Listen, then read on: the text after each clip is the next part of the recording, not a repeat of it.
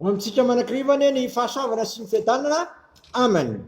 Ny anjara mofinainao atsika amin'ity andro alakamisy 9 aogositra 2024 dia boky ny oabolana 7 ka hatramin'ny 20. Minoan'izany ivavaka isika. Dera sy mame voninahitra anao zay raha eo no ty andro anio ity, mangetaetan'ny teninao ny fanahinay mba nanana hery sy faherezana entina anatanterahana ny silaponao amin'ity tontolo andro ity. De feno ny voninahitra ao ary ny fampananay tompo, indrina ny fananao masina izay tsirairay avy mba androsonay bebe koa ho amin'ny fanarahana anao. Saotra Jesosy teny tonganofo. Amen. Ny anjara mofinainao atsika dia efa voalaza teo obolana 7 ka hatramin'ny 20 amin'ny anaran'i Jesosy.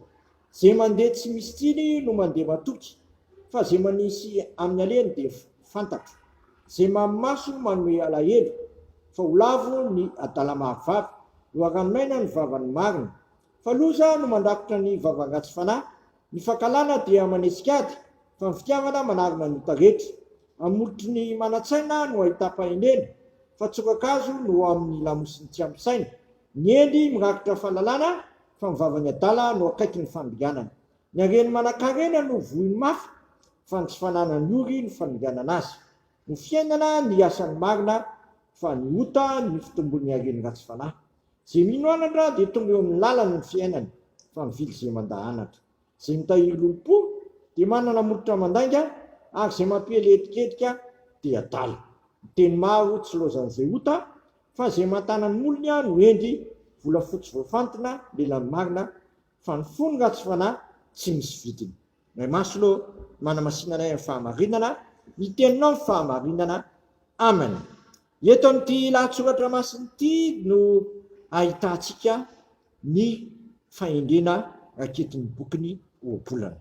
Ny fahendrena raketin'ny bokyny oabolana riavana dia tsy fahendrena entina ao an-tsaina fotsiny, fa fahendrena iainana mihitsy ka azo sapahitanana amin'ny ataony zany. Eto dia atao amin'ny fanohatra ny fiainan'ny olo-marina sy ny fiainan'ny olona felonainga ny fiainana.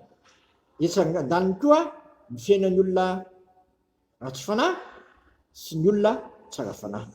Eto amin'ny 20 ohatra zao dia lazainy fa volafotsy voafantina lelan'ny marina, fa ny ratsy fanahy tsy misy vidiny. Volafotsy voafantina lelan'ny marina, fa ny fony ratsy fanahy tsy misy vidiny. Zava-dehibe riavana ny ananatsika fo zay miankin-doha amin'ny tompo. Ary zany raha teo no lazainy bokyny oabolana hoe anaka atolory amin'ny fonao.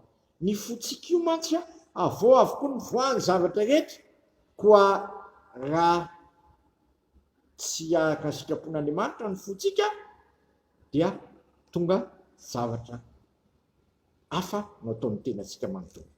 Jesosy efa niteny an'io hoe araka ny habeny eo am-po no ambarany vavy. Ka io anatrehan'izay amin'ity andro an'ity, anaka atolorin'ny tompo ny fonao. Izy mahay manova ny fovatonao ho tonga fonofo, ary izy koa mahay manoto ny fovatonao ho tonga fo vaovao sy fanahy vaovao. Ny tompo ranteo mahay manova ny zavatra rehetra zay mahakasiky ny fiainantsika, satria moa misy zava-mahagaga tsy hainy vary, hainy avokoa ny zavatra rehetra. Ko amin'ity andro an'ity, anaka atolorin'ny tompo ny fonao, ka tonga anao hanana ny maizy azy, mahatonga anao hiankin-doha amin'ny tompo. Davida dia lazainy soratra masina fa manana fo araka Andriamanitra, satria izy dia nazoto ny tady n'Andriamanitra. Izy dia nasina vilona miakaviana miakavianana dia miverina teo anatrehan'Andriamanitra, ary tsy nanaitsy izy raha tsy tonga teo anatreny amin'ny ty fifandraisana amin'Andriamanitra. Ianao koa mahatonga anao vonona miasa tsara sy teny tsara rehetra amin'ny tontolo andro ity, atolorin'ny tompo ny fonao. Aoka ny teny Kristy koa izy ny apôstôly Paoly toetra betsaka ompontsika. Noho izany ary n'ity andro an'ity miteza zasanao anaiky anolotra ny vonao ho an'ny raitsika anan-danitra. Amen. Misaotranao zay raha eo noho ny amin'izany teny zay entina antsinanay sy ananarana anay izany.